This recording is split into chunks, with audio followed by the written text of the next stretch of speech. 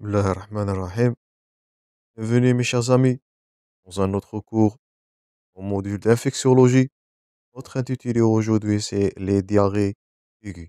C'est le cours de Dr Merzouk. Tous les liens sont toujours disponibles dans la description à télécharger. Je vous invite toujours, mes amis, à abonner pour recevoir ces vidéos durant toute l'année.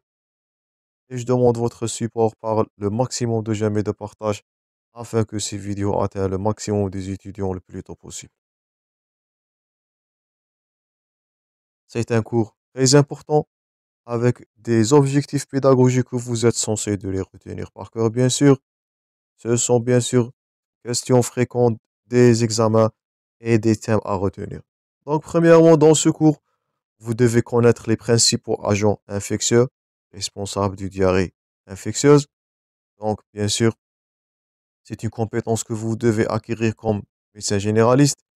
Reconnaître les signes de gravité, bien sûr, pour faire la priorité aux urgences, connaître les principaux mécanismes physiopathologiques. J'insiste sur ce thème-là. Vous devez connaître les diarrhées invasives, ou bien le mécanisme invasif, le mécanisme entérique et bien sûr le mécanisme mixte. Donc les trois mécanismes sont à retenir et connaître les indications et savoir interpréter un examen bactériologique. Ça peut être une question au niveau de l'Écosse et connaître les principes de traitement à différents types de diarrhée.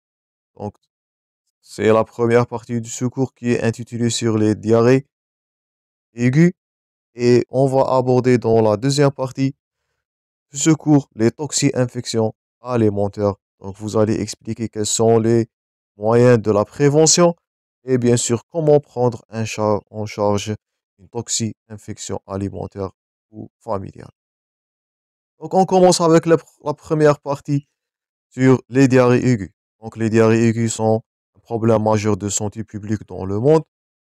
C'est la première cause, faites attention, c'est la première cause de mortalité infantile chez les pays en voie de développement. Donc, vous voyez la gravité là des diarrhées. Donc, ils ne sont pas à négliger. Ou bien, c'est pas une affection qui est bénigne. Une diarrhée aiguë, vous notez là, elle peut être mortelle. Faites attention. C'est l'intérêt de la question dans ce cours. C'est un motif de consultation les plus fréquents en médecine générale.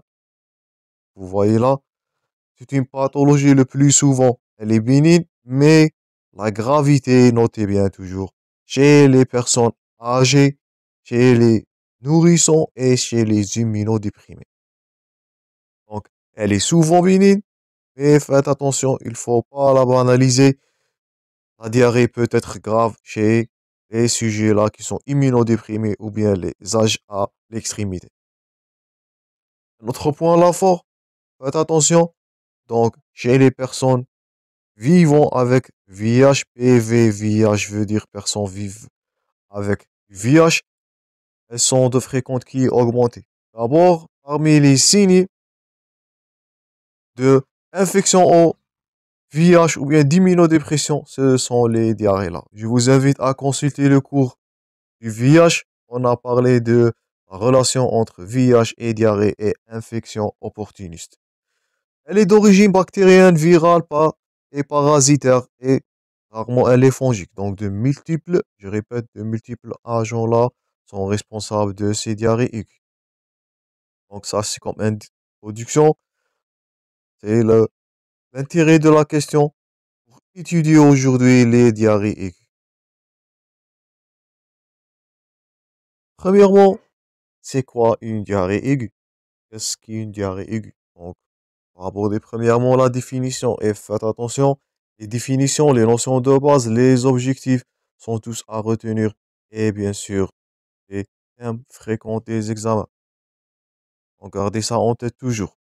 Donc, selon le OMS, une diarrhée, elle est définie une émission de sels qui sont très molles ou bien parfois ils sont totalement liquides, comme nous allons voir dans l'exemple des diarrhées cholériformes. Donc, plus de 3 fois par jour ou bien supérieur à 250 ou bien 300 grammes par jour. Faites attention là. Donc, la définition d'une diarrhée aiguë, c'est l'émission de sels qui sont molles ou bien parfois totalement liquides, supérieurs à 3 fois par jour, faites attention, ou supérieurs à 250 à 300 grammes par jour. Et la résolution, elle est au moins de 2 semaines. Pourquoi? Au-delà de 2 semaines, nous sommes dans les diarrhées dites chroniques. Donc, faites attention dans les cas cliniques. Une diarrhée aiguë, c'est moins de 2 semaines, je suis sur ce point-là. Elle est précédée d'un transit qui est normal. Elle ne récidive pas à court terme. Tous ces critères-là, ils sont en faveur d'une diarrhée qui est de type infectieuse. Donc, c'est pas une diarrhée fonctionnelle, faites attention. Là, nous sommes dans l'infectiologie, c'est les causes des agents pathogènes là sont impliqués.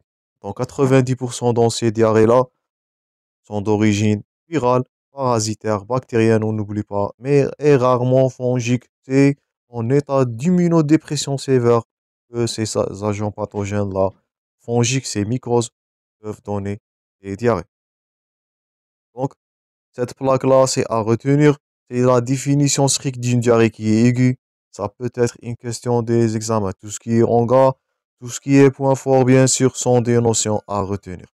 Donc ça, c'était la définition d'une diarrhée qui est aiguë. Donc, notez bien aussi que toute diarrhée ne veut pas dire une atteinte entérocolique. Par exemple, il existe une diarrhée dans le paludisme, dans les sepsis. Donc parfois l'atteinte elle est générale, parfois c'est une infection en dehors, c'est une atteinte plus grave qu'une atteinte entérocolique. Là, il s'agit par exemple du paludisme, du sepsis. Donc faites attention à l'errance diagnostique.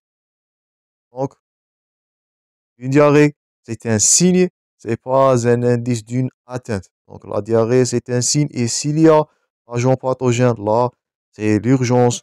Contre un paludisme, il peut donner la forme neuropaludisme ou bien un sepsis, comme nous allons voir dans le cours prochain qui sera intitulé sur les sepsis et les chocs septiques et les infections à bacilles gram négatives et les chocs endotoxiniques.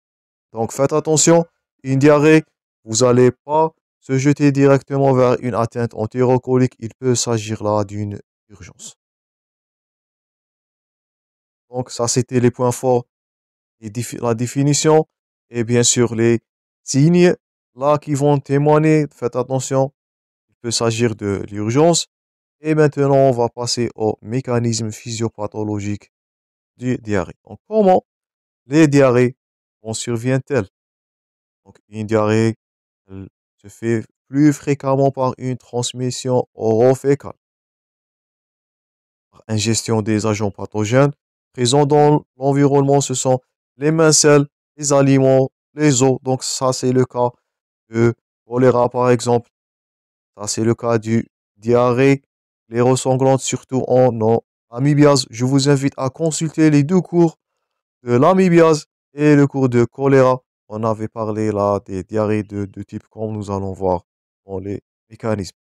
Donc l'agent pathogène, il passe la barrière gastrique et atteint le jejunum, l'iléon et dans l'intestin grêle, ces agents-là vont exercer 3 mécanismes que vous êtes censé de retenir dans ce cours-là. Il existe 3 mécanismes qui vont causer les diarrhées.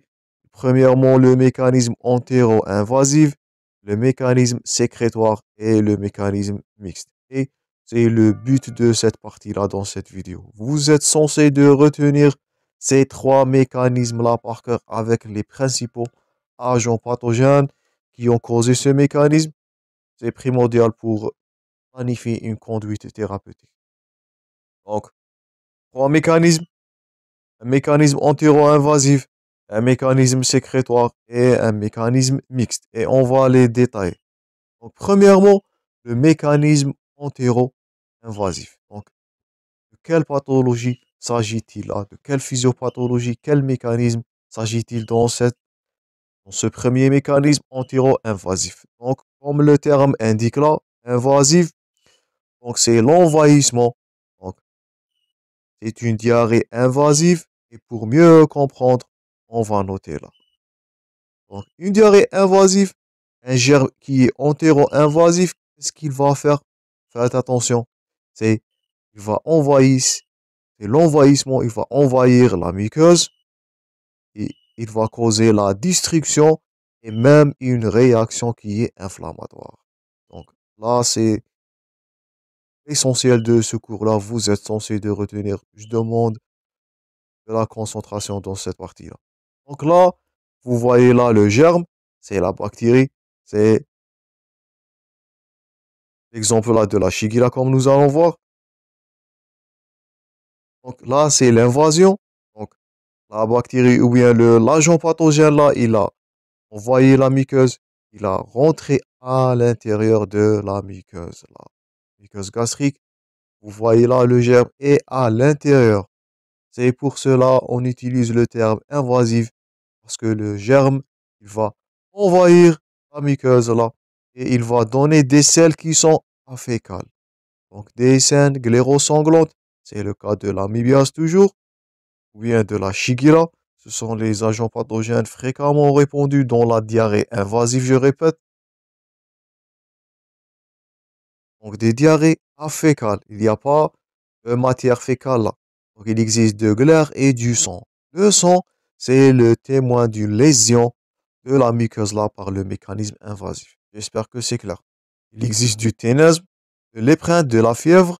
Donc c'est la triade devant l'amibiase. Donc je vous invite à consulter l'amibiase. On a détaillé les glaires ou bien les diarrhées glérosanglantes dans ce cours-là de l'amibiase.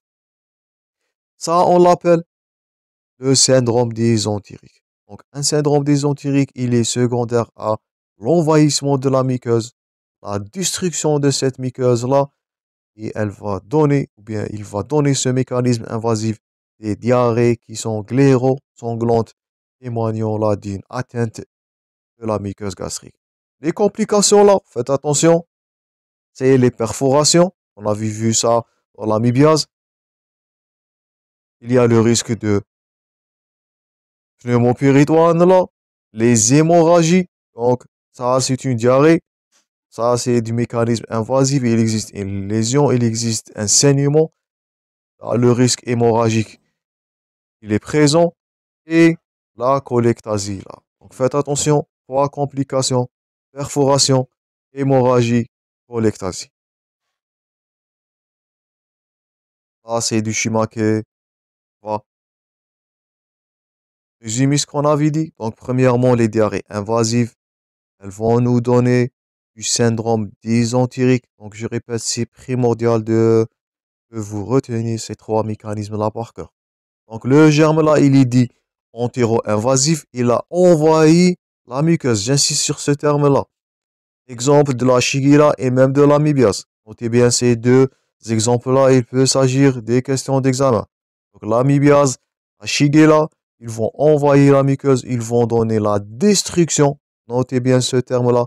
C'est l'envahissement et la destruction de l'épithélium digestif. C'est les entérocytes et même ou du tissu lymphoïde qui est sous muqueux. Donc, invasive, invasion et destruction. Donc, c'est facile à retenir. Ils vont donner des douleurs abdominales, des selles glérosanglantes. Faites attention. Tout ce qui est souligné, tout ce qui est en gras sont des notions toujours à retenir. Là, les diarrhées sont glérosanglantes. Ils témoignent de l'atteinte, de la lésion au niveau des entérocytes, de la muqueuse. Et on a la triade. Donc, ténesme, épreinte et fièvre qui est la réaction inflammatoire de cette lésion-là. Donc, c'est le tableau clinique de Shigella et de l'amibiase là. Les complications, vous devez les garder en tête. Les perforations, il s'agit d'une lésion digestive. Les hémorragies, là, c'est le saignement et la cholectasie qui est due à la lésion des muqueuses. Donc, premier mécanisme, mécanisme invasif, entéro-invasif. Donc, les germes là, ils vont envahir, notez ça bien, la muqueuse et ils vont causer la destruction. Donc, premier mécanisme, le mécanisme invasif ou bien les diarrhées dites invasives. Deuxième mécanisme, ça c'est le contraire. Là, il s'agit du mécanisme dit sécrétoire. Donc, sécrétoire, c'est dû à la sécrétion. Donc là, faites attention, c'est la synthèse d'une entérotoxine. Donc voyez là, la bactérie ou bien le germe, il n'a pas envahi la muqueuse. Il reste en dehors. Donc il n'y a pas de lésion là des muqueuses. Faites attention, je répète, c'est primordial à retenir. Dans les diarrhées sécrétoires là, il n'existe pas un envahissement de la muqueuse. Le germe, il reste en dehors. Il va synthétiser des entérotoxines. J'insiste sur ce terme-là. Et ils vont causer quoi? La fuite des liquides et des électrolytes des muqueuses intestinales aiguës. Ça vous semble moins invasif que la précédente, mais faites attention. Là, le risque de la déshydratation là et de la mort. Vous voyez là, le syndrome sécrétoire, il est aussi dangereux. Peut être plus dangereux que la diarrhée précédente qui a été invasive malgré que le germe il a envahi, mais il n'y a pas un risque de déshydratation. Le risque c'était les perforations, les hémorragies, mais là, de façon qui est aiguë, je répète, dans les diarrhées sécrétoires, il va causer une déshydratation majeure. Et l'agent pathogène là, c'est le choléra. On avait vu ça dans le choléra. On avait dit que la déshydratation, c'était le risque majeur et que la réhydratation, c'était le traitement. L'antibiothérapie, elle n'a pas un but curatif. C'est pour diminuer la contamination devant la choléra. Donc là, il s'agit du mécanisme sécrétoire. Le germe, il va sécréter, et l'agent pathogène, il va sécréter des entérotoxines. Donc, ils vont causer la fuite des fluides et des liquides, des électrolytes à travers des muqueuses qui est intègre. J'insiste sur le terme intègre là, il n'y a pas de lésion.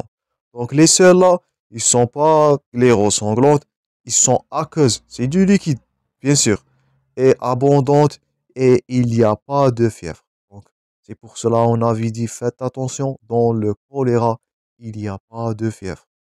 Donc, vous devez être prudent pour faire le diagnostic. Donc, c'est pas tous les diarrhées qui sont accompagnées de fièvre. Une diarrhée qui est aqueuse, une diarrhée qui est abondante, sans fièvre, sans lésion, sans ténesme, sans saignement. Là, il peut s'agir là du choléra. Malheureusement, c'est du syndrome cholériforme. Et le risque là, je répète toujours, c'est la déshydratation qui est grave, qui est aiguë, qui est de grande abondance et elle est mortelle. Donc, deuxième mécanisme, mécanisme sécrétoire. Il va nous donner le syndrome cholériforme. Il est nommé bien sûr sur la choléra, c'est le germe le plus fameux, le plus impliqué là, avec du staphylocoque doré. Donc, notez bien, le staphylo doré et de la choléra, ça, ce sont les germes qui sont impliqués dans la diarrhée sécrétoire. Donc, dans la diarrhée invasive, on avait impliqué la Shigella et l'amibiase. Notez-les bien, il peut s'agir des questions d'examen.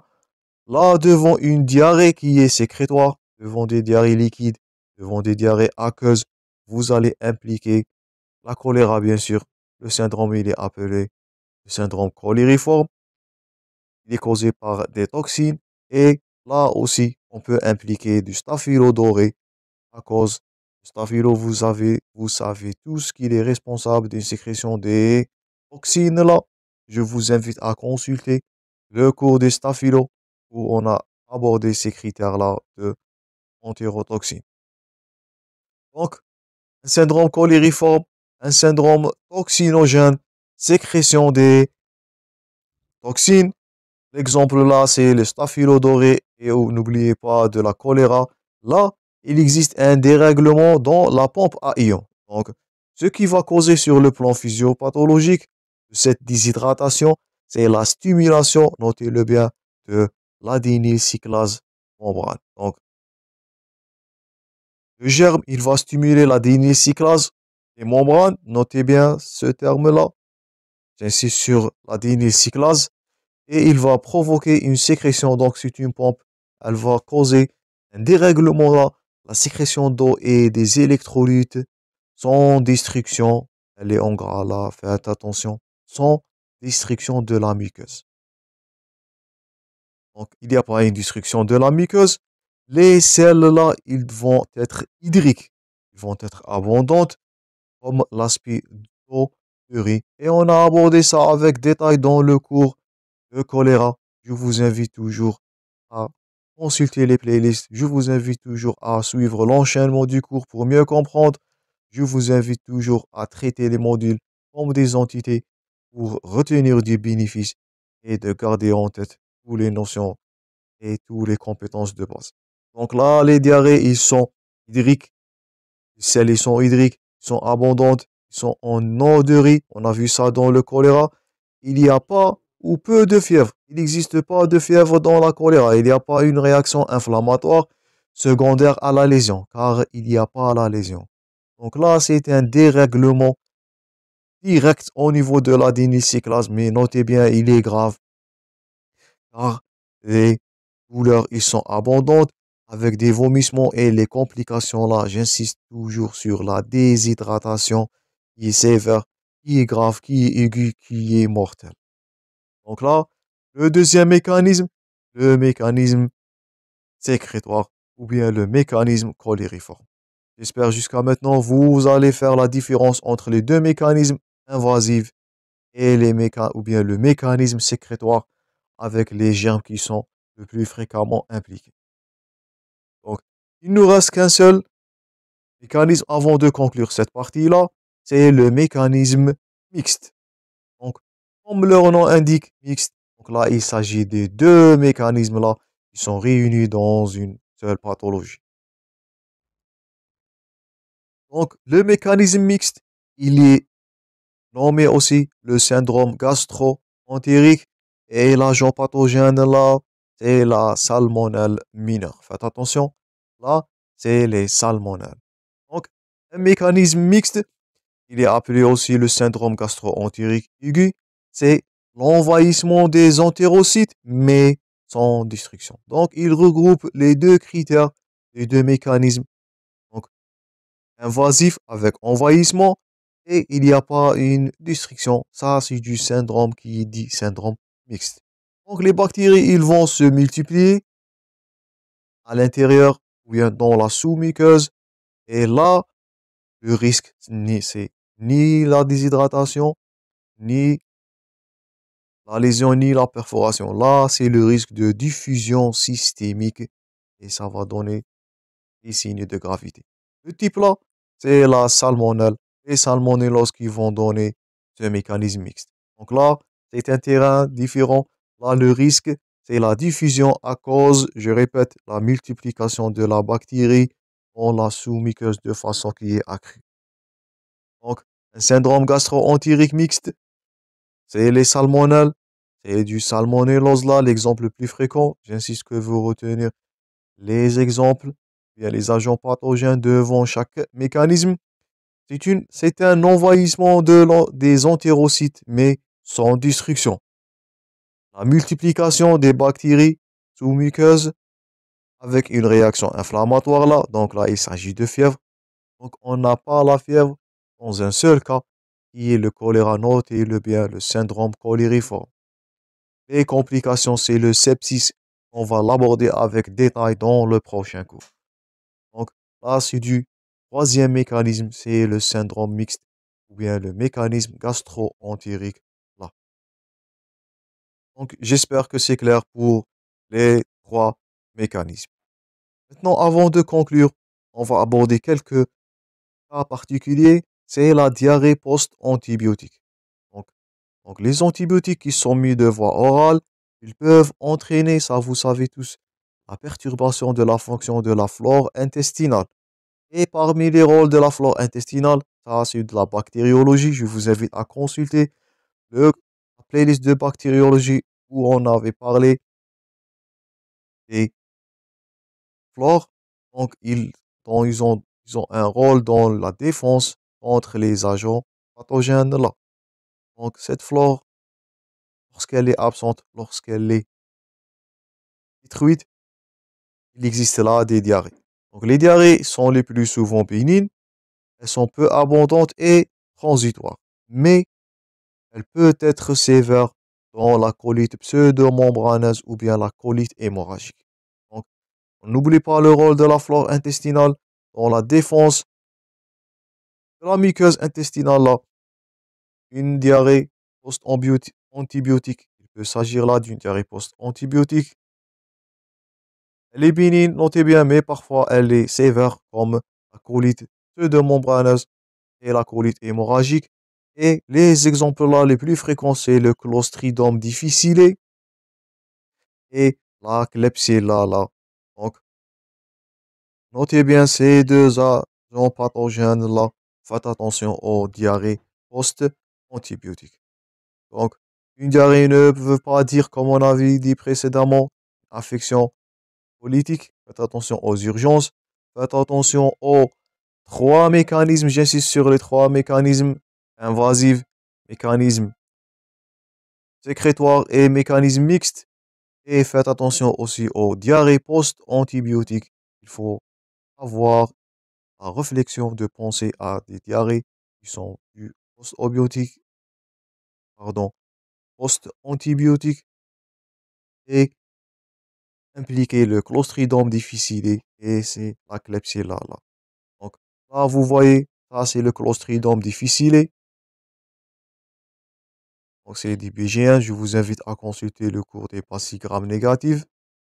Donc, et là, c'est la fameuse colite pseudomembraneuse. Et il peut s'agir là d'une diarrhée qui est grave. Donc, ça c'est tout pour cette première partie. Je vous rencontrerai dans la suite de cours, mes chers amis. N'oubliez pas d'abonner pour recevoir ces vidéos durant toute l'année. N'oubliez pas de laisser vos commentaires concernant la qualité des vidéos. N'oubliez pas de partager les vidéos le maximum. Donc, merci pour votre attention, mes chers amis, et à la prochaine.